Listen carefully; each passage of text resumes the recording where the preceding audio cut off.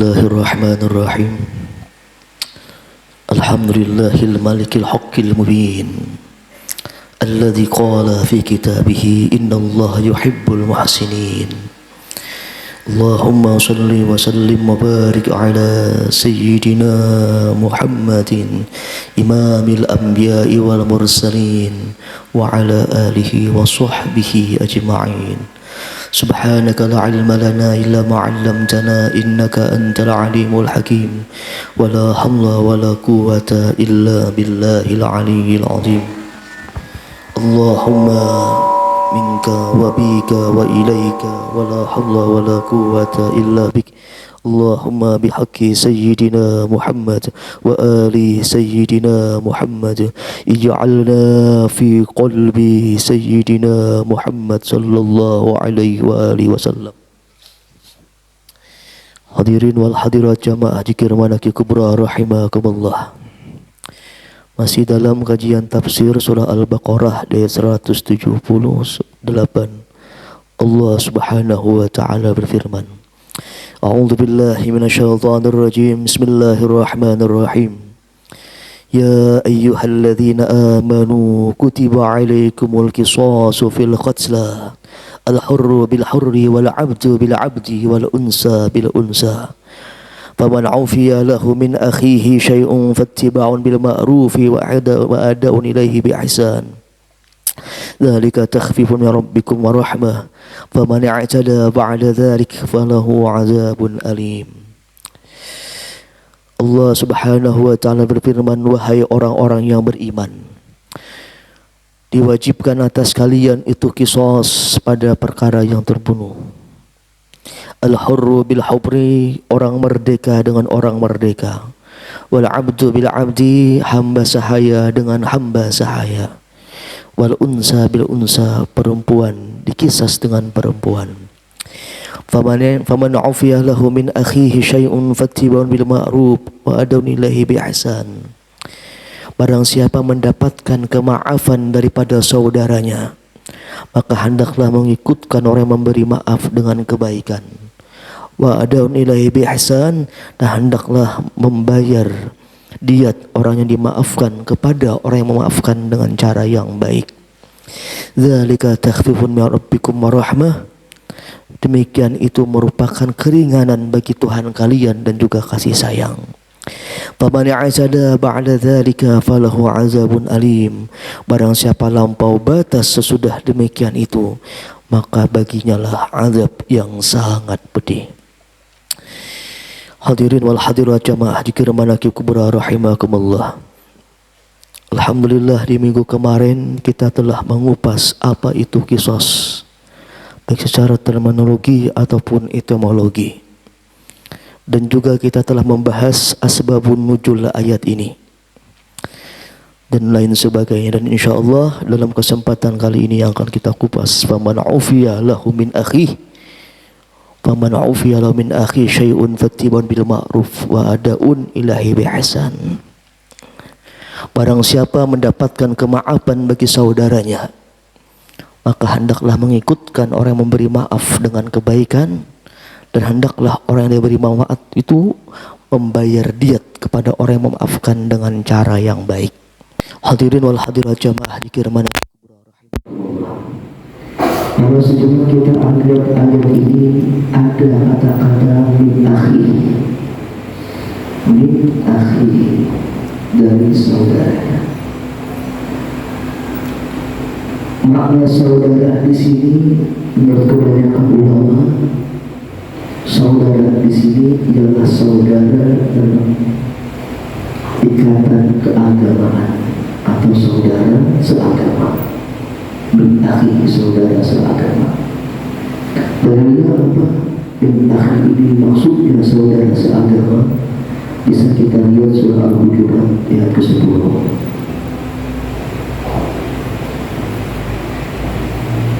Apa kata Allah Subhanahu wa taala? Innamal mu'minuna ikhwatan. Hanya saya orang beriman dimanapun dia berada, suku apapun dia, negara apapun dia, warna kulit apapun dia, pada hakikatnya ialah ikhwatu, bersaudara. Ini makna ada ikatan persaudaraan atas dasar agama. Ada lagi dalam kitab Sahih Bukhari dan Muslim disebutkan sebuah hadis bahwa Rasulullah pernah bersabda, kata Rasulullah, al-Muslim akhul Muslim. Orang beriman itu saudaranya orang yang beriman. Nah, ini ada ikatan keimanan yang menjadi sebuah persaudaraan. Faman ufiya lahu min akhi, barang siapa mendapatkan kemaafan dari saudaranya. Di akhi ini akhi secara keagamaan. Dan akhi ini menurut Imam Qurtubi dalam tafsir beliau menegaskan kenapa Allah mengatakan akhi. Ada sisi lainnya. Kata Imam Qurtubi, selain Allah mengatakan akhi ini dari segi persaudaraan, hal ini dari Imam Qurtubi juga memberikan isyarat bahwa kisah itu hanya berlaku bagi orang yang seagama. Jadi kisah tidak berlaku jika orang Muslim membunuh kafir dhimmi ataupun kafir harbi. Di kisah ini ada yang Qurtubi, ketika Allah mengatakan akhi, isyaratnya adalah bahwa kisah itu berlaku cuma seagama. Kalau misal ada orang Muslim membunuh kafir dhimmi, kafir yang berjanji damai, atau kafir harbi, kafir yang memerangi, itu tidak menjadikan kisah.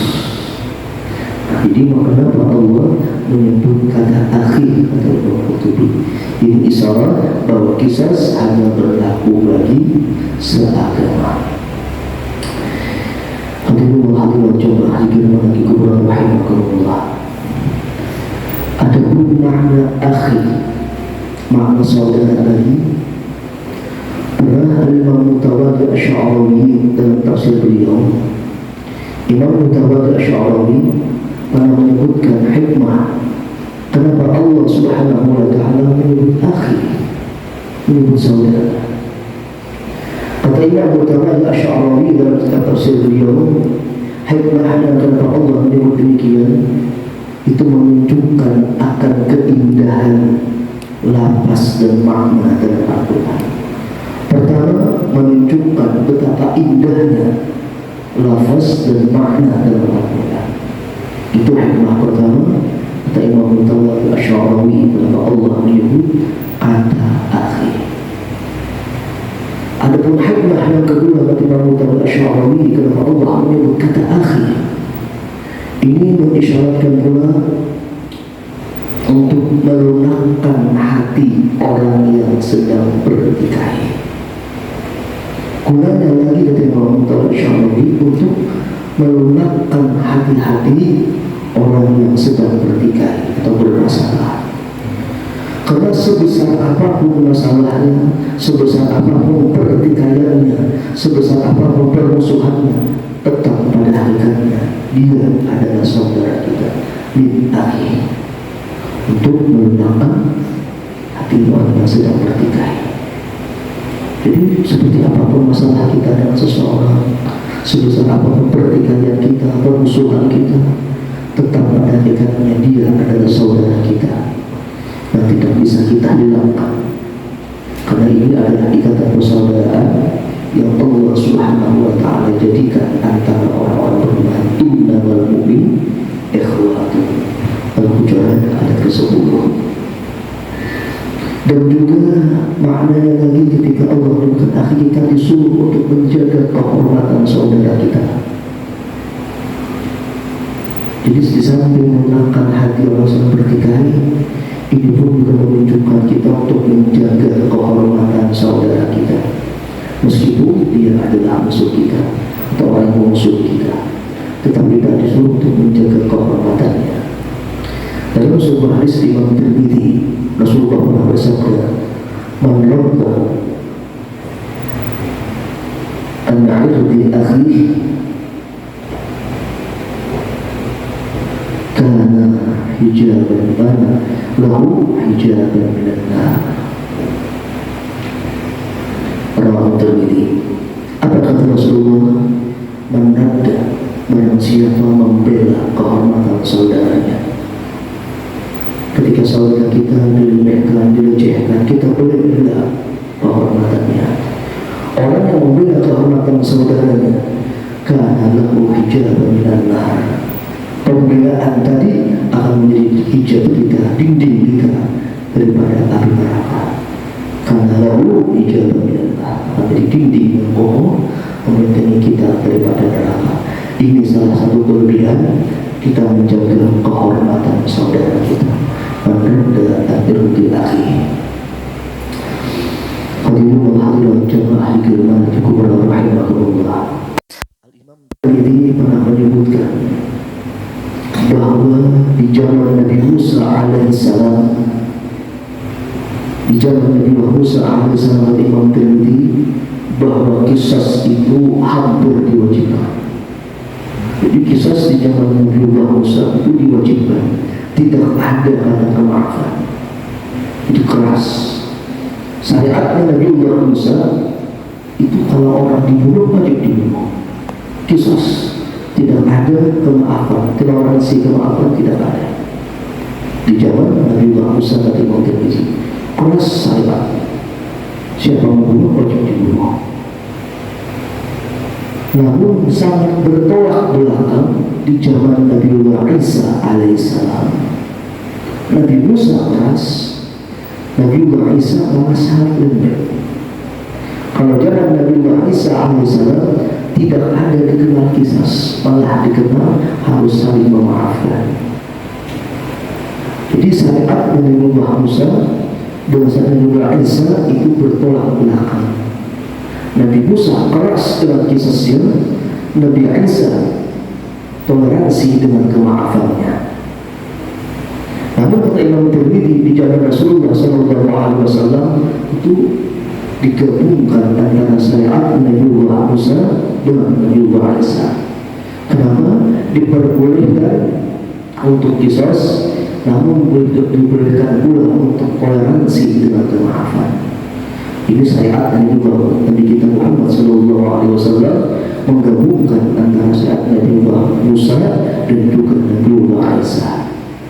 Namun tetap disuruh untuk wa'ada'ul ilahi bi'ihsan, disuruh untuk membayar diat ganti rugi kepada ahli waris yang terbunuh. Hadirin wal hadirat jamaah dikirman kuburan rahimahullah. Adapun masalah diatnya, ganti ruginya, Al-Imam Nawawi rahimahullah pernah menyebutkan dalam kitab Minhajul Talibin tentang diat orang terbunuh. Apa kata Imam Nawawi dalam Minhajul Talibin?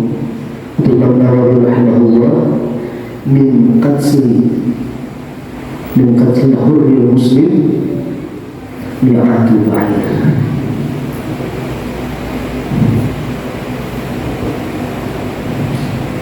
Min qatl hurri muslim mi'atu ba'ir.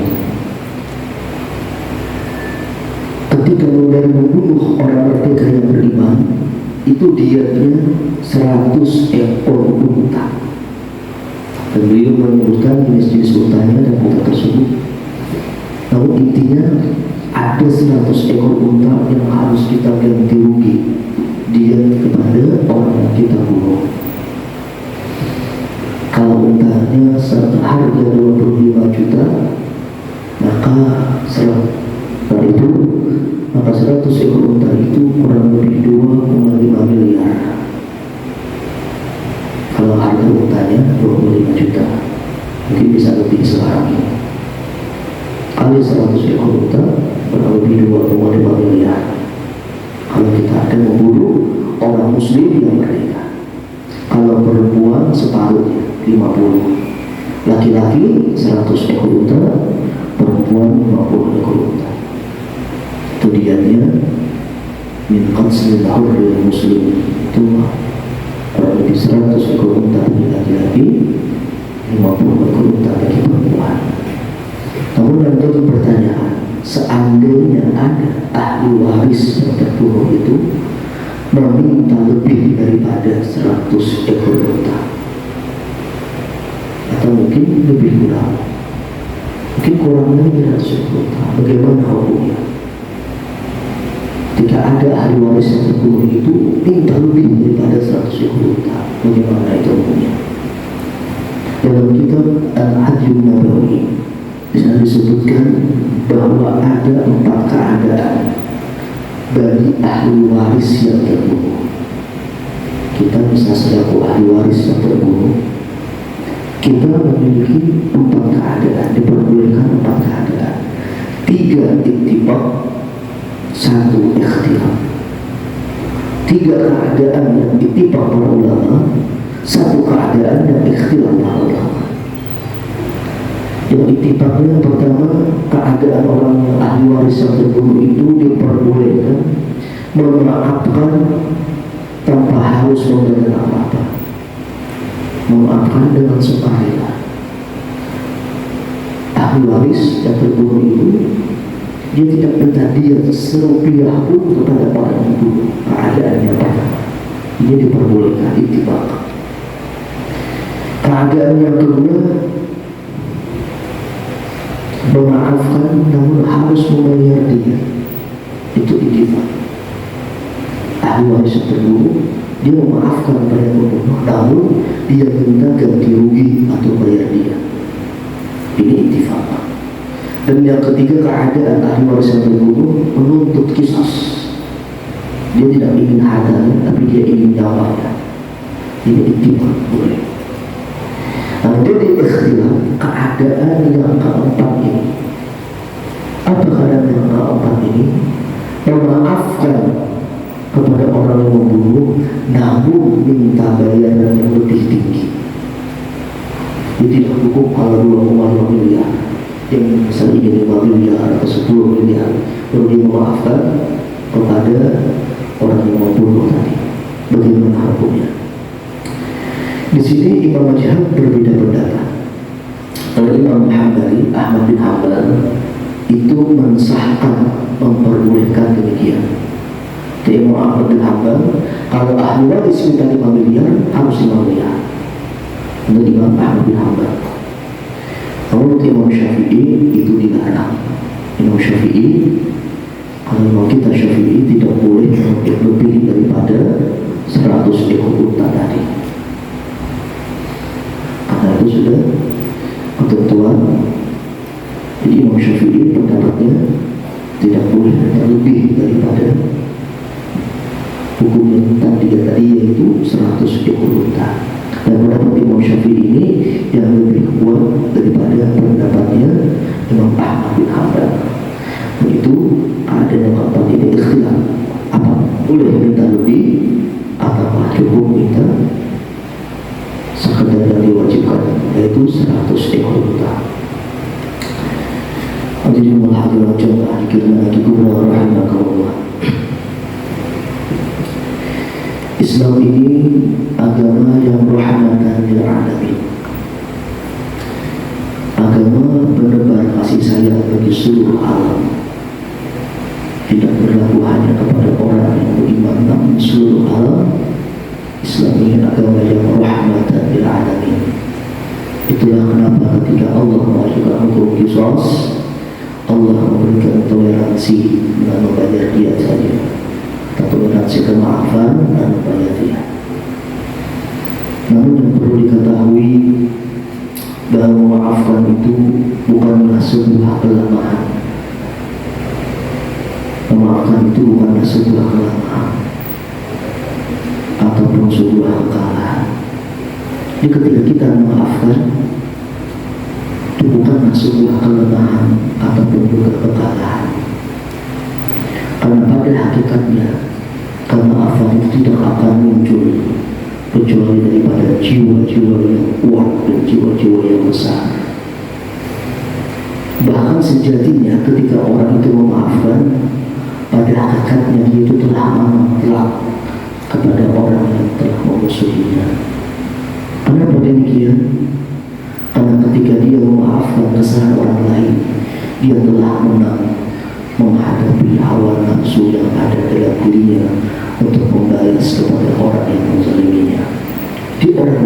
itu dia menang telak sebenarnya, karena dia telah menang dalam menghadapi hawa nafsunya yang ingin membalas kepada orang yang menzaliminya. Jadi memaafkan bukanlah sebuah kekalahan, namun juga sebuah kemenangan. Bahkan dalam beberapa hadis Rasulullah itu pernah bersabda, apa kata Rasulullah Sallallahu Alaihi Wasallam, "Ma sadaqallahu 'abdan bi'afwin illa 'azzan." Kata Rasulullah Sallallahu Alaihi Wasallam, Allah tidak menambah seorang hamba dengan sifat maafnya kecuali Allah tambah kemuliaannya. Semakin banyak kemaafannya, maka akan semakin mulia di mata Allah Subhanahu Wa Taala. Ma sadaqallahu 'abdan bi'afwin illa 'azzan. Untuk senantiasa bertambah kemuliaannya. Bahkan dalam surah Asy-Syura ayat 40 ada hal yang cukup menarik untuk kita renungkan. Allah berfirman dalam surah Asy-Syura ayat 40. Apa kata Allah? "Faman 'afa wa aslaha fa'ajruhu 'ala Allah." Barang siapa memaafkan, faman 'afa wa aslaha, barang siapa memaafkan dan mendamaikan, maka pahalanya fa'ajruhu 'ala Allah, maka pahalanya itu atas Allah Subhanahu Wa Taala.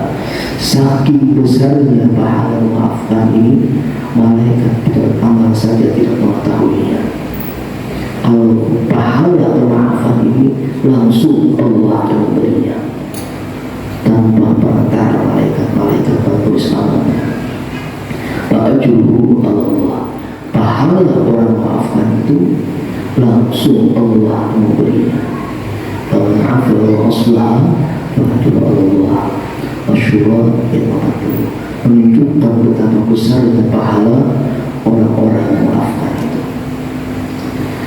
Hadirin wa hadirat jemaah dikirmani rahimakumullah. Namun yang perlu kita ketahui pula bahwa memaafkan itu dalam bahasa Arab al-'afwu. Arti memaafkan itu dalam bahasa Arab ialah menghapus. Al-'afwu dalam bahasa Arab itu menghapus. Arti memaafkan dalam kaidah bahasa Arab al-'afwu artinya menghapus. Maksudnya menghapus bekas luka-luka di dalam hatinya. Karena sejatinya bukanlah memaafkan namanya ketika masih ada luka di dalam hatinya atau menyimpan dendam di dalam jiwanya. Karena kalau masih demikian, memaafkan itu akan berubah menjadi pembalasan ketika adanya sebuah kesempatan. Kemaafan akan berubah menjadi pembalasan kalau adanya sebuah kesempatan. Jadi makna memaafkan yang sebenarnya ialah menghapus luka yang ada di dalam hati kita dan menghapus rasa dendam yang ada di dalam jiwa kita. Barulah kita bisa dikatakan memaafkan yang sebenarnya.